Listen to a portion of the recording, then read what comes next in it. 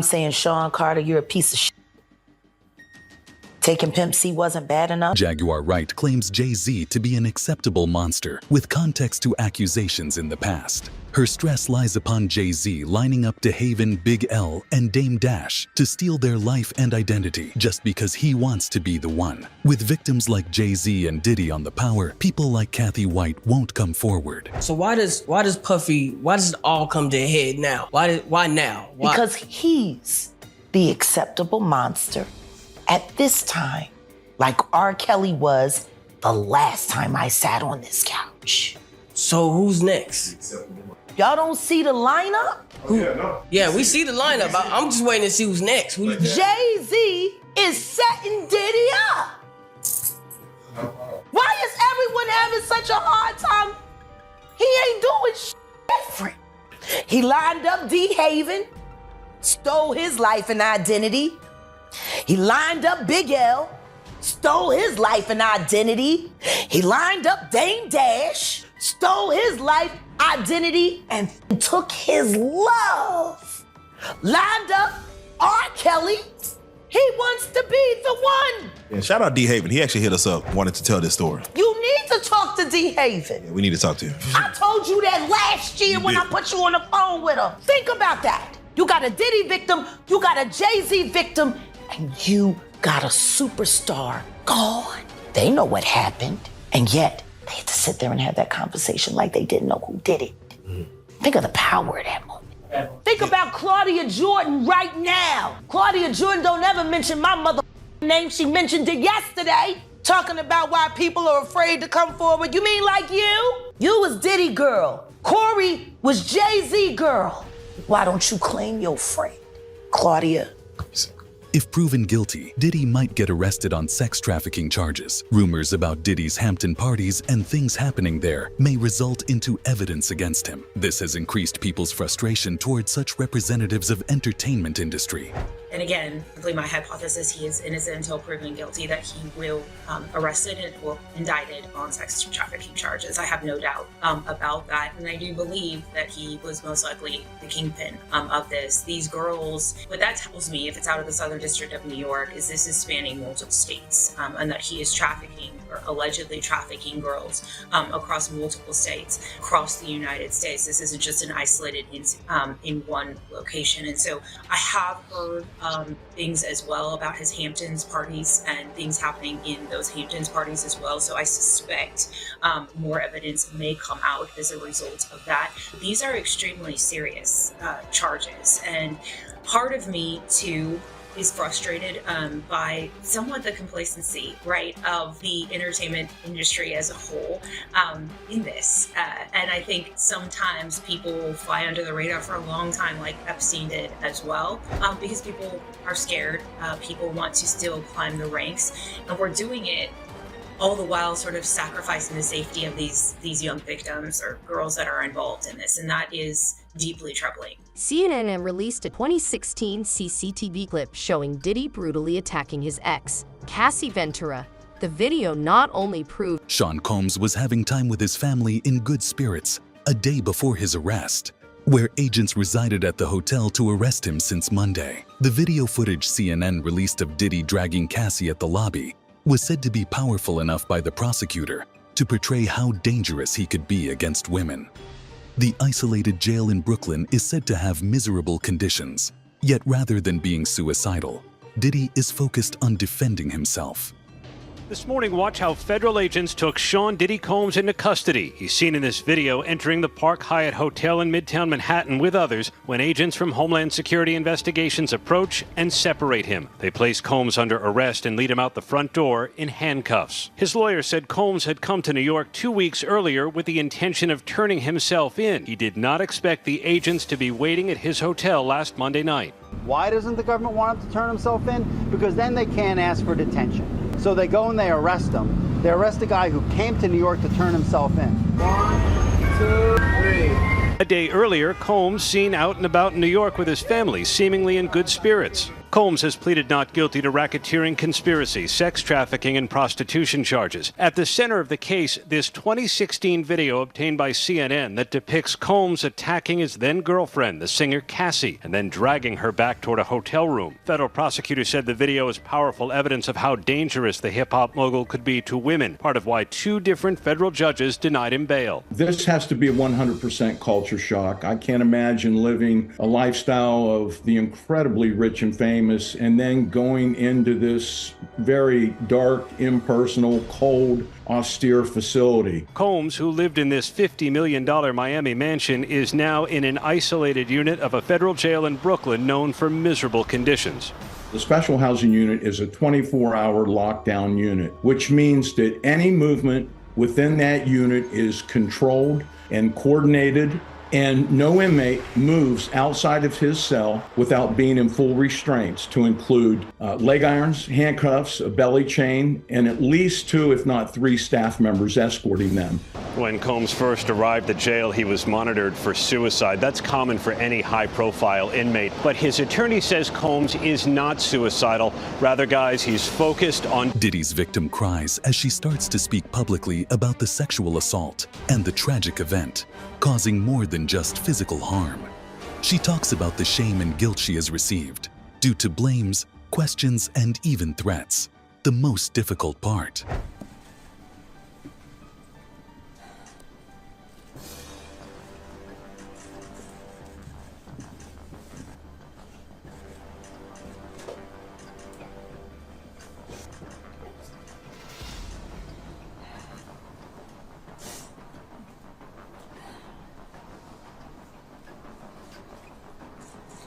The internal pain after being sexually assaulted has been incredibly deep and hard to put into words. It goes beyond just physical harm caused by and during the assault.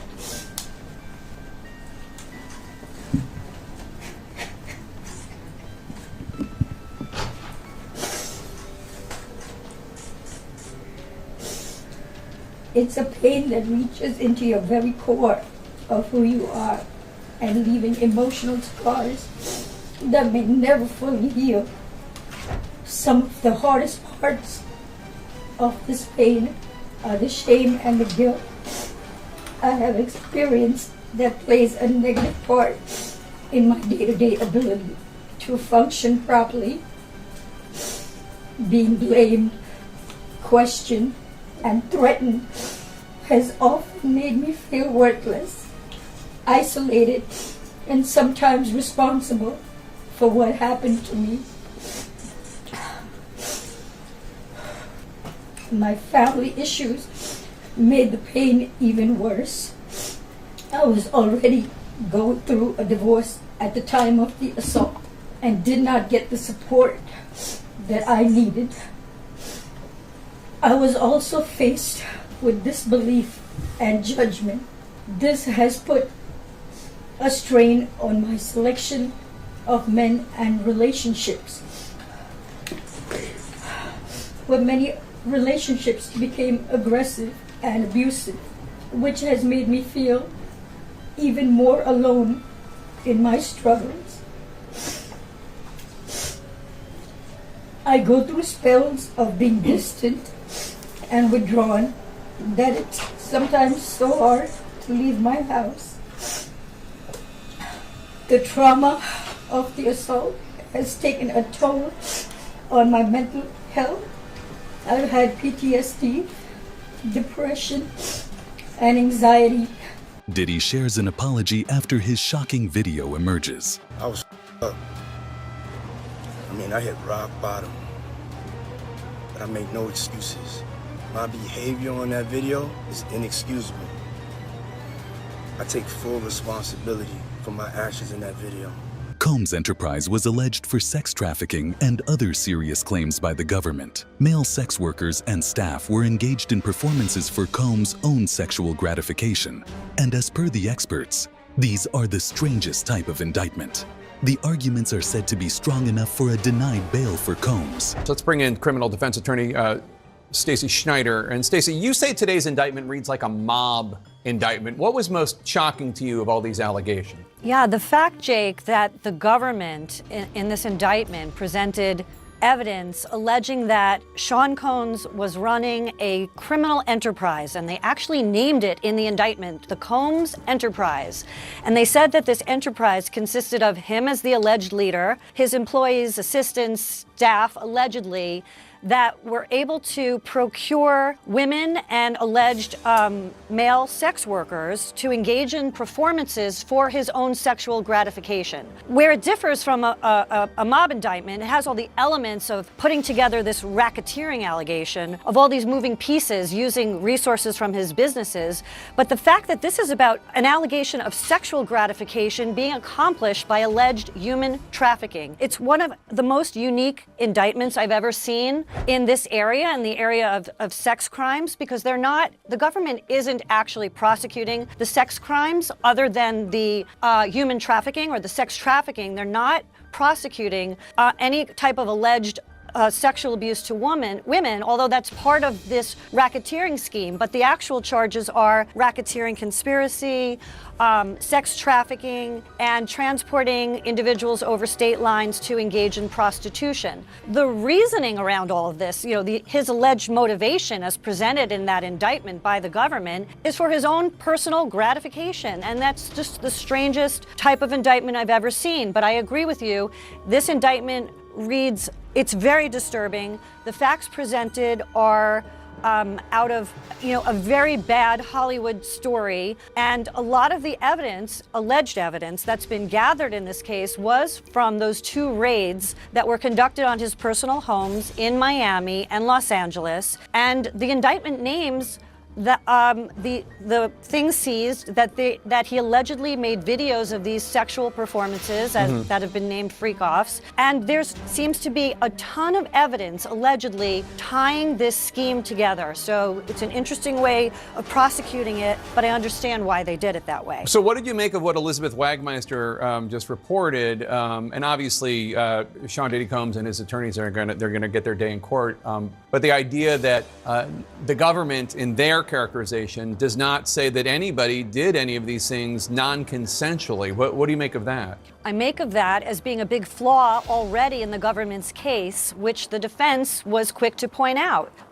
Even if he was engaging in this alleged conduct, there was no allegation or no statement in that indictment saying that any of these alleged victims or alleged witnesses willingly participated in some of these acts that people find offensive, that sound to be offensive. And that's a very important part of the case. What was the consent? But there are enough charges here where outside of what the alleged victims are going to say about how he was using the resources allegedly from his enterprises, his businesses, his well-known Bad Boy Entertainment, his clothing line resources, his liquor line resources. Allegedly, there were funds used from the resources to engage in this alleged prostitution activity across state lines, and that's why it's a federal case, because it's across straight lines. So there are some problems that the defense has brought up originally, but it seems like, just from reading this 14-page indictment, that there is enough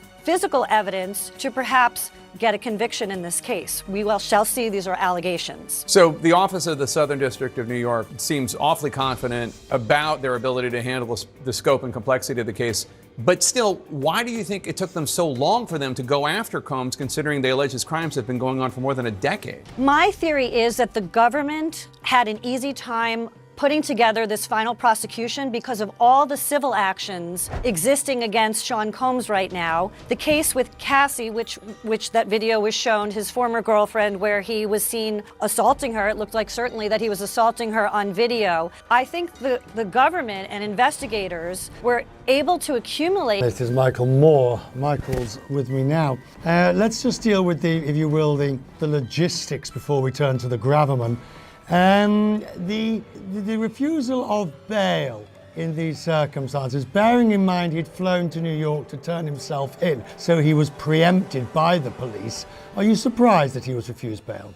Well, I'm glad to be with you. I'm not surprised at all. I mean, the nature of these charges are so serious, the allegations are so serious that it's not surprising that this hearing he was denied bail. The judge has to look at things like whether or not he can be expected to return to court. Does he have the manner and means to perhaps evade law enforcement and not appear? Is he a flight risk? Fans suspect about Kim's involvement in Diddy's questionable activities and aided him in covering up the evidence for a profit share. Fans have been suspicious of Kim's involvement in Diddy's affairs for a while now, and it seems like we finally have some evidence to back it up. New information suggests that not only was Kim aware of Diddy's questionable activities, she also allegedly aided him in covering up the evidence and compensating his victims in exchange for a cut of the profits.